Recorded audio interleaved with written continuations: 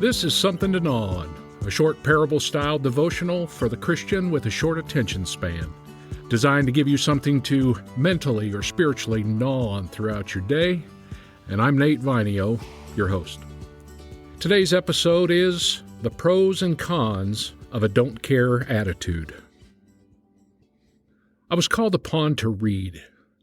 I've never been a good public reader, and this episode of life would expose that fact. I stood up and began to read from my trembling book. Every now and then the teacher would correct me, but overall I thought I was doing reasonably well, until I hit the word our, H-O-U-R. I stumbled a bit. I paused. The teacher sat back and let me weave the rope that I would hang myself with. I'm sure it was mere seconds, but it seemed like an eternity. In my mind, I processed the proper pronunciation. The easy thing to do here would have been to knock off the H and say our, like sour or scour, but far be it for me to do what's easy.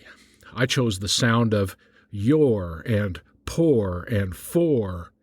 I knocked off the Y of your, which would sound like or, and I added the H back to the word, and I blurted out whore. Hooked on phonics did not work for me that day.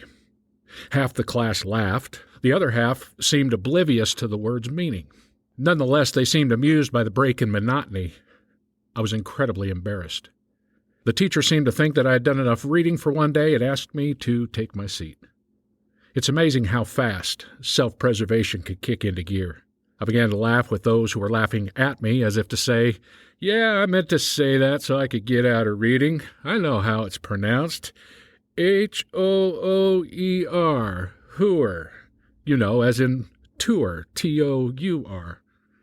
Anyhow, joking would become my way of maintaining composure or control amid an embarrassing or uncomfortable situation. Sitting there, I began to realize a few things. First, being exposed in front of people for your weakness is highly embarrassing and shameful, and it should be avoided at all cost. I wasn't a good student. I didn't do my homework regularly.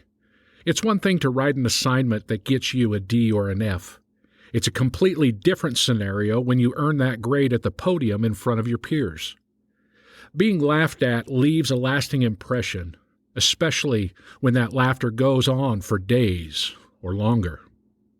Lesson learned. Avoid this exposure, embarrassment, and shame like the plague. Secondly, and almost simultaneously, I saw the horror in my... It humors me as I use the word H-O-R-R-O-R, and I saw that in my teacher's eyes. And she was on the verge of losing control of the class. What teacher wants to explain to the parents of their child why they came home and used this particular vocabulary word for the day? What teacher wants to explain this scenario to administration? She didn't see this coming, and she most certainly didn't like it. The lesson learned here, and proven as time marches on, was that my behavior could keep the teacher from calling on me and putting me in a potentially vulnerable position in the future. We had a mutual standoff in effect then. She didn't call on me during class, and I didn't upset her control of the class. Every now and then I'd fire a little shot across the bow and remind her who the boss was. I might have ended up in the office a time or two doing so, but it worked. It was better to be in trouble for being a rebel than for being exposed for the underachieving student that I was. I never got called upon again in that class, and believe it or not, I was only in the 4th grade. What an unfortunate lesson for a young kid to learn. Hide your imperfections. Work more on hiding them than you do on correcting them. It is better to get in trouble for minor things than it is to be humiliated or exposed for who you really are. Life is full of moments that threaten to expose us. So have a plan. Have a facade. Have a deflection device ready. Have a crutch. Have an escape strategy. And by all means, live on guard. So here's the dilemma. Adam and Eve experienced this immediately after their sinful dinner. Immediately, they covered up. And when they hear God coming for an intimate walk in the garden, what do? They hide. The evil twins of cover up and hide reveal themselves at the beginning of the book. Instead of having an enjoyable and intimate walk with God, they're taken to the woodshed. Intimacy is lost, and in the midst of a holy God, the sin has to be dealt with if there's going to be any future of intimacy. We have a natural tendency to hide things in life. There's a $100 bill hidden somewhere at my mom and dad's house because one of my nephews loved to play hide and seek with objects when he was a toddler. He just had a hard time finding some of those items, and that's been about 15 years ago now. It may not be a deviant secondary lifestyle that you'd see on 20/20 or 48 Hours, no second family in another town or gambling habit resulting in major corporate fraud. It may not be ugly by worldly standards, but it's just as deadly, if not more. Some hide ulterior motives and selfish motives and try to disguise our decisions or our perspectives and rationale as wisdom, or as a decision that's made in the best interest of the family or somebody else. Some hide resentment as if it would eventually go away, yet nurse it behind the scenes. For today, this is what I call exposure number 1. And if left unattended, unaltered, and unhealed, this eventually leads to what I would call the I don't care attitude, which is an incredibly dangerous place to be. It says, I know I shouldn't, or I know I should, but I'm not going to, and I don't care. This dangerous place is really a fork in the middle of the road for you. One path is a commitment to dig into sin and hopefully kill the pain somehow and perpetuate the problem at the same time, unfortunately. This is accompanied by a total disregard for the consequences. The other path says, God, I don't care what happens or what's exposed. Just have your way in my life, no matter how painful it is. I don't care. Break me down and do with me what you please. Ultimately, it's desperation. The potential pain and humiliation of exposure number 1 is eclipsed by the exhaustion of doing so. It's a brutally exhausting process to keep up the hiding game, and it leads to exposure number 2.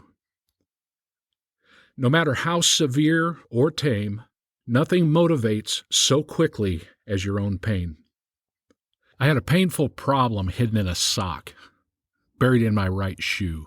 I had a brutal ingrown toenail. That wasn't as much the problem as the infection was. Early on, I could deal with the pain. I tried to remedy it myself by cutting it back a little further, sometimes to the point in which it bled, unfortunately, or jamming something underneath it to prop it up to keep it from cutting into the skin, but it only made it worse. It escalated to the point where I couldn't wear socks or shoes. The contact produced a perpetual pain. So I had to wear flip-flops or sandals.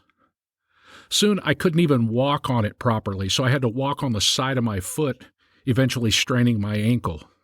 I would prop my foot up and yell at the kids for running around the house because the vibration in the floor would exaggerate the pain in the infected toe. They weren't doing anything wrong, of course, but an infection like that exaggerates the impact of ordinary activities. One night I rolled over in my sleep and I kicked the bedpost. I woke up instantly with a shooting pain in my toe that ran up my leg. My scream woke everyone up. You might say my level of pain motivated me to finally call the doctor first thing in the morning. When I eventually got to the doctor's office, they had me sit up on the exam table. He and his military bedside manner came in, and the first thing he did was poke that toe. Every muscle in my body tensed up, and I felt like I jumped from a completely horizontal position. I just about kicked him. He excused himself and returned a few minutes later with a pretty large bottle and a syringe designed for a horse. He gave me a shot in the high ankle, then in the actual ankle, then the arch, then the ball of the big toe. He gave me about 5 minutes between each shot, so the anesthesia would kick in and I wouldn't feel the next one as much as I would have without it. When he got to the infected toe, I shouldn't have looked, but I did. He jammed the needle straight into the toe from the front, right under the toenail. Not once or twice. 3 times he loaded that toe up. What couldn't be touched with a finger moments ago was on the receiving end of a needle without me kicking or screaming like a sissy. The only accomplishment thus far was that the toe was now simply ready to be worked on. Call it halftime, as the anesthesia needed to set in so he could do unspeakable things to my toe. Minutes later, he came back in and slapped some iodine on my toe and opened up the tray with his surgical utensils. Please note the high degree of sarcasm with this term, surgical. The only thing that made them surgical was that they were made of stainless steel and wrapped in the blue cloth that they usually use. I have the same stuff in my garage minus the blue cloth. They were basic wire cutters and needle nose vice grips. That was it. He took the wire cutters and cut the toenail down the middle, just enough to get a hold of the nail with the needle nose pliers. He then took said pliers and locked onto the nail. Have you ever opened a can of sardines? That's what he did to the toenail. He rolled it all the way back to the nail bed and paused. He looked up with almost a sadistic grin, adjusted his grip on the pliers, and gave a quick but powerful tug. And he yanked that toenail out in its entirety by the root. It's amazing what all those shots will allow a doctor to do. I've always found it intriguing what he said after that. I asked what I needed to do to make sure that it grew back without getting ingrown again. His answer, quote, "No need to worry about that. I got it out by the root, and it's not growing back." What a lesson. Trusting the right person with your pain ultimately brings healing. Exposing those hurts and the nastiness of life to the great physician is the best thing that anyone can do. Sure, it's scary, but ask these questions. Does God love us? Yes. Yes, he does. Is God a liar? No, not at all. The first time Jesus is recorded as speaking in the synagogue, he quotes from Isaiah, quote, "The Spirit of the Lord is upon me, because he has anointed me to preach the gospel to the poor. He has sent me to heal the brokenhearted, to proclaim liberty to the captives and recovery of sight to the blind, to set at liberty those who are oppressed, to proclaim the acceptable year of the Lord." That is Isaiah 61, quoted by Jesus in Luke 4. My doctor didn't just numb me up so he could stop the pain. He did so to get the problem out by the root. And dare I say, God wants to do the same with us. This exposure, number 1, can be accidental or intentional, but is designed to bring hurt and humiliation, condemnation, and shame. It results in crutches and facades to avoid exposure in the future. It creates facades like the tough guy or the tough girl or the comic, the recluse, the busy businessman, the know-it-all, or the drama queen, just to name a few. All habits that we create or facades that we create to avoid the humiliation, condemnation, and shame that life brings our way. Exposure number 2 is different. Exposure number 2, which we'll get into now, is intentional. Its purpose is healing. Exposure number 1 is involuntary. Exposure number 2 is voluntary. One is about pain and humiliation and shame. The other purpose is healing and restoration. Consider Jeremiah 31, verses 18 through 20, where Ephraim is crying out from captivity. And notice how submission to God is the prerequisite attitude to exposing sin. There's a phrase in here that says, "I was ashamed of my past.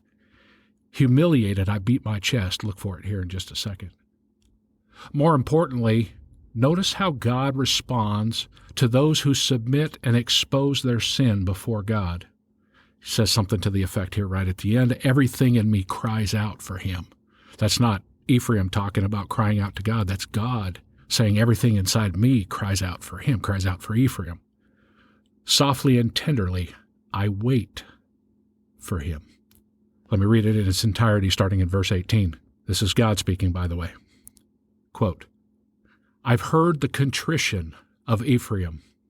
Yes, I've heard it clearly saying, now this is God quoting what Ephraim is saying in a prayer towards God. Ephraim saying, you trained me well. You broke me, a wild yearling horse, to the saddle. Now put me trained and obedient to use. You are my God. After those years of running loose, I repented. After you trained me to obedience. I was ashamed of my past, my wild, unruly past. Humiliated, I beat my chest. Will I ever live this down? And now comes God's response to Ephraim. Oh, Ephraim, my dear son, my dear, dear son. My child in whom I take pleasure. Interesting phrase. Same kind of phrase, by the way. Sorry, parenthetical thought here. It's the same type of phrase that God uses about Jesus at the Transfiguration, and he also uses it when John baptized him. Anyhow, oh, Ephraim, my dear son, my child in whom I take pleasure, every time I mention his name, my heart burns with longing for him. This is still God talking. Everything in me cries out for him. Softly and tenderly, I wait for him. God's decree. The challenge. Relationships, life in general, and relationships especially, are an exposing process. Family relationships, church relationships, any meaningful relationship, especially a relationship with God. More exposure, more intimacy. Less exposure, less intimacy. One of the things that we have got to get our head wrapped around is the understanding that when hurt comes our way, if God is in it, it's not about shame and humiliation and hurt for the sake of hurt's sake. It's all about the need to deal with things so that the relationship with God can heal. We see in this chapter 31 in Jeremiah that Ephraim's at a place where he's like, that's his don't care moment. He had the don't care moment that caused all that pain, the rebellion from early on in his life. But now he's at a place where he looks to the Lord and he says, okay, listen, do what you got to do. I don't care. Heal the relationship. I love that phrase early on in there where he says, now put me trained and obedient to use. Understand that if God is in this process where there is hurt, he's taking care of you so that the relationship can heal. And I should hope that we would all lay our lives in God's hands and say, I don't care what you walk me through as long as you're with me. That's an okay, I don't care statement to make. What's not okay is making the I don't care statement and flailing relationally or with your decisions in life and making some of the worst decisions that you're going to pay for in consequence for the rest of your life here on earth, or God forbid, eternally. So how do you handle these moments? How do you handle this exposure? Are you prone to cast future consequence to the curb and say, I don't care, I'm going to self-medicate, I'm going to take care of this myself, I don't care what it costs me or those around me? Does perpetual pain push you that far? And unfortunately, keep in mind that that has an impact on someone's eternal address. Or are you ready to say, God, I don't care what it takes. I need you to make your words in Luke 4 and Isaiah 61 a reality in my life. I don't care what it takes.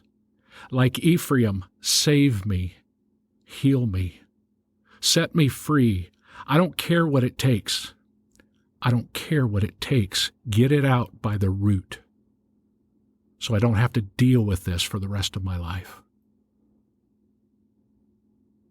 My prayer is that you'd get to the place where you can say, I don't care what it takes. Get to the root. get it all out so we can move forward. Guys, I really hope that you never find yourself at a place when you're standing at the front of a classroom and you mispronounce a word in this blessed English language. I wouldn't wish that on anybody. My apologies to anyone I may have offended with my poor pronunciation and the story thereof, but I hope you get the point. Life has a way of exposing us incidentally or accidentally, sometimes intentionally. But my hope and prayer is that we would respond very intentionally and take those things to the Lord. Until next week, when we get back to our crash course through the Old Testament, God bless.